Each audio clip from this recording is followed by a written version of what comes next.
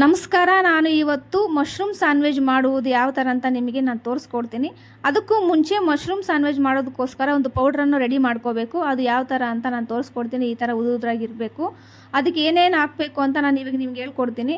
2 spoon ಜೀರಿಗೆ, 2 spoon ಸೋಂಬು, 3 spoon ಕರಿಮೆಣಸು, ಅರ್ಧ ಸ್ಪೂನ್ ಸಾಲ್ಟು, ಅರ್ಧ ಸ್ಪೂನ್ ಅರಿಶಿಣದ ಪುಡಿ, ಇಷ್ಟು ಬೆರೆಸ್ಕೊಂಡು ಚೆನ್ನಾಗಿ ಪೌಡ್ರಾಗಿ ಮಿಕ್ಸಿಗೆ ಹಾಕ್ಕೋಬೇಕು. ಚೆನ್ನಾಗಿರುತ್ತೆ ಟೇಸ್ಟಿಯಾಗಿ. ನಂತರ ಮಶ್ರೂಮ್ ಈ ಥರ ಚಿಕ್ಕದಾಗಿ ಕಟ್ ಮಾಡ್ಕೋಬೇಕು.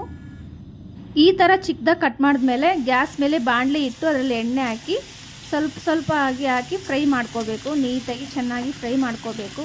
ಚೆನ್ನಾಗಿ ಫ್ರೈ ಮಾಡಿದ್ಮೇಲೆ ಸ್ವಲ್ಪ ಅದರಲ್ಲಿ ನೀರಾಗಿ ಬರುತ್ತೆ. ಇನ್ನೂ ಸ್ವಲ್ಪ ಚೆನ್ನಾಗಿ ಫ್ರೈ ಮಾಡ್ಕೊಂಡಿದ್ದ ನಂತರ ನಾವು ಆಗಲೇ ಹೇಳಿದನೆಲ್ಲ ಈ ಥರ ಪೌಡ್ರ್ ಮಾಡ್ಕೋಬೇಕು ಅಂತೇಳಿ ಆ ಪೌಡ್ರನ್ನ ರೆಡಿ ಮಾಡಿಕೊಂಡು ಇದಕ್ಕೆ ಸ್ವಲ್ಪ ಬೆರೆಸಬೇಕು. ನಾನು 2 ಸ್ಪೂನ್ ಹಾಕಿದ್ದೀನಿ. ನಿಮ್ಗೆ ಸ್ಪೂನ್ ಬೇಕಂದರೆ ಸ್ಪೂನ್ ಯೂಸ್ ಮಾಡ್ಕೊಳ್ಳಿ. ನಾನು ಕೈಯಲ್ಲೇ ಅಂದಾಜು ಮೇಲೆ ಹಾಕ್ಕೊಂಡಿದ್ದೀನಿ. ಈ ಥರ ಪೌಡ್ರನ್ನು ಬೇಯಿಸ್ಕೊಂಡು ನೀಟಾಗಿ ಚೆನ್ನಾಗಿ ಬೇಯಿಸ್ಕೋಬೇಕು. ಸಾಫ್ಟಾಗಿ ಬೇಯಿಸ್ಕೋಬೇಕು. ನೀರೆಲ್ಲ ಚೆನ್ನಾಗಿ ಹೀರ್ಕೋಬೇಕು. ಸ್ವಲ್ಪ ಲೈಟಾಗಿ ಇರಲಿ, ಫುಲ್ ಫ್ರೈ ಮಾಡಬೇಡಿ. ಸ್ವಲ್ಪ ಲೈಟಾಗಿ ನೀರಾಗಿರಲಿ. ಚೆನ್ನಾಗಿ ಫ್ರೈ ಮಾಡ್ಕೊಳ್ಳಿ. ಸ್ಮೆಲ್ ಹೋಗೋ ಥರ, ಹಸಿ ಸ್ಮೆಲ್ ಹೋಗೋ ಥರ.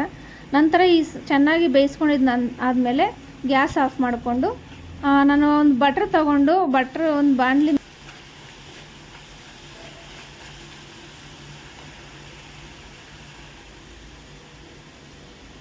ಗ್ಯಾಸ್ ಆಫ್ ಮಾಡ್ಕೊಳ್ಳಿ. ಗ್ಯಾಸ್ ಆಫ್ ಮಾಡ್ಕೊಂಡಿದ್ದ ತಕ್ಷಣ ಬಟರ್ ತೊಗೊಂಡು ಒಂದು ದೋಸೆ ಹೆಂಚು ಮೇಲೆ ಈ ಥರ ಅಪ್ಲೈ ಮಾಡ್ಕೊಳ್ಳಿ. ಅಪ್ಲೈ ಮಾಡ್ಕೊಂಡಿದ್ದ ನಂತರ ಬ್ರೆಡ್ ತೊಗೊಂಡು ರೋಸ್ಟ್ ಮಾಡ್ಕೋಬೇಕು. ನಿಮ್ಗೆ ಎಷ್ಟು ಬ್ರೆಡ್ ಬೇಕಂದ್ರೆ ಅಷ್ಟು ಬ್ರೆಡ್ಡು, 4 ಬ್ರೆಡ್ ಆಗುತ್ತೆ ಒಂದು ಬಾಣಲಿಗೆ. ನಂತರ ಈ ಥರ ಬ್ರೆಡ್ನ ಚೆನ್ನಾಗಿ ರೋಸ್ಟ್ ಮಾಡ್ಕೋಬೇಕು. ಬಟರ್ ಹಾಕಿ ಚೆನ್ನಾಗಿ ಬ್ಲ್ಯಾಕ್ ಜಾಸ್ತಿ ಬ್ಲ್ಯಾಕ್ ಮಾಡೋಕ್ಕೆ ಹೋಗಬೇಡಿ. ನಾನಿಲ್ಲಿ 2 ಐಟಮ್ ತೋರಿಸ್ತಾ ಇದ್ದೀನಿ. ಮೋನೆಸಮ್ ಹಾಗೆ ಚೀಸನ್ನು ನೋಡಿಸ್ತಾ ಇದ್ದೀನಿ. ಆಲ್ರೆಡಿ ನಾನು ಬ್ರೆಡ್ ಫ್ರೈ ಅದನ್ನು ರೋಸ್ಟ್ ಮಾಡ್ಕೊಂಡಿದ್ಮೇಲೆ ನಾನು ಮೋನೆಸಮ್ ಅಪ್ಲೈ ಮಾಡ್ತಾಯಿದ್ದೀನಿ. 2 ಬ್ರೆಡ್ಗೂ ಅಪ್ಲೈ ಮಾಡ್ಕೋಬೇಕು. ಈ ಮಕ್ಕಳಿಗೆ ತುಂಬ ಇಷ್ಟ ಆಗುತ್ತೆ.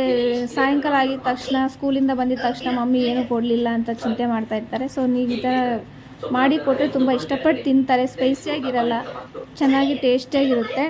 ಹಾಗೂ ಹಸ್ಬೆಂಡ್ ಕೂಡ ಕೆಲಸಕ್ಕೆ ಹೋಗಿ ಬಂದು ಸಾಯಂಕಾಲ ಸುಸ್ತಾಗಿರ್ತಾರೆ, ತಿನ್ನಬೇಕು ಅನ್ನಿಸ್ತಾರೆ. ಅವ್ರು ಕೂಡ ಏನಾದರೂ ಒಂದು ಈ ಥರ ಸ್ಯಾಂಡ್ವಿಚ್ ಮಾಡಿ ಕೊಡಿ, ತುಂಬ ಇಷ್ಟಪಟ್ಟು ತಿಂತಾರೆ. ನಾನು ಹಾಗೆ ಇದು ಮೋನೆಸಮ್ ಅಪ್ಲೈ ಮಾಡಿದ್ದಾದಮೇಲೆ ಈ ಥರ ನಾನು ಮಶ್ರೂಮ್ ಫ್ರೈ ಮಾಡಿದ್ದೀನಲ್ಲ, ಆ ಮಶ್ರೂಮನ್ನು ಕೂಡ ಅಪ್ಲೈ ಮಾಡಿ ಈಗ ಚೀಸನ್ನು ಕೂಡ ಅಪ್ಲೈ ಮಾಡಿ ಅದನ್ನು ಮತ್ತೆ ಸ್ವಲ್ಪ ಲೈಟಾಗಿ ಹೀಟ್ ಮಾಡಬೇಕು. ಲೈಟಾಗಿ ಹೀಟ್ ಮಾಡಿದ ತಕ್ಷಣ ತಿನ್ನೋಕ್ಕೋಸ್ಕರ ಚೆನ್ನಾಗಿರುತ್ತೆ. ಅದು ಇಲ್ಲಾಂದರೆ ಹಂಗೆ ತಿಂದರೆ ಚೆನ್ನಾಗಿರಲ್ಲ, ಅಷ್ಟೊಸ್ಸಾಗಿರುತ್ತೆ. ಈ ಥರ ಅಪ್ಲೈ ಮಾಡಿಕೊಂಡು ನೀಟಾಗಿ ಹೀಟ್ ಮಾಡ್ಕೊಳ್ಳಿ. ಫ್ರೆಶ್ ಮಾಡಿದಾದ್ಮೇಲೆ ಈ ಥರ ಹೀಟ್ ಮಾಡಿಕೊಂಡ್ರೆ ಚೆನ್ನಾಗಿರುತ್ತೆ ನೋಡಿ. ಈ ಥರ ನಂತರ ನಾನು ಒಂದು ಪ್ಲೇಟಲ್ಲಿ ತಗೊಂಡು ಸ್ಕ್ವಯರಾಗಿ ಕಟ್ ಮಾಡ್ಕೋಬೇಕು. ಡಬಲ್ 2 ಕಡೆನೂ ಹೀಟ್ ಮಾಡ್ಕೋಬೇಕು. 2 ಕಡೆನೂ ಹೀಟ್ ಮಾಡಿದ್ದಾದಮೇಲೆ ಮತ್ತೆ ಒಂದು ಪ್ಲೇಟಲ್ಲಿ ತಗೊಂಡು ಈ ಥರ ಕಟ್ ಮಾಡ್ಕೋಬೇಕು. ಕಟ್ ಮಾಡಿದ ನಂತರ ನಿಮ್ಗೆ ಇಷ್ಟ ಆದರೆ ಟೇಸ್ಟ್ ಮಾಡಿ, ಚೆನ್ನಾಗಿದೆ. ಇದೇ ನೋಡಿ ಬ್ರೆಡ್ ಸ್ಯಾಂಡ್ವಿಚ್ ಈ ಥರ ಮಾಡೋದು. ಹೇಗಿದೆ ಅಂತ ನನಗೆ ಕಾಮೆಂಟ್ ಮೂಲಕ ತಿಳಿಸಿ. ನೀವು ಕೂಡ ಟ್ರೈ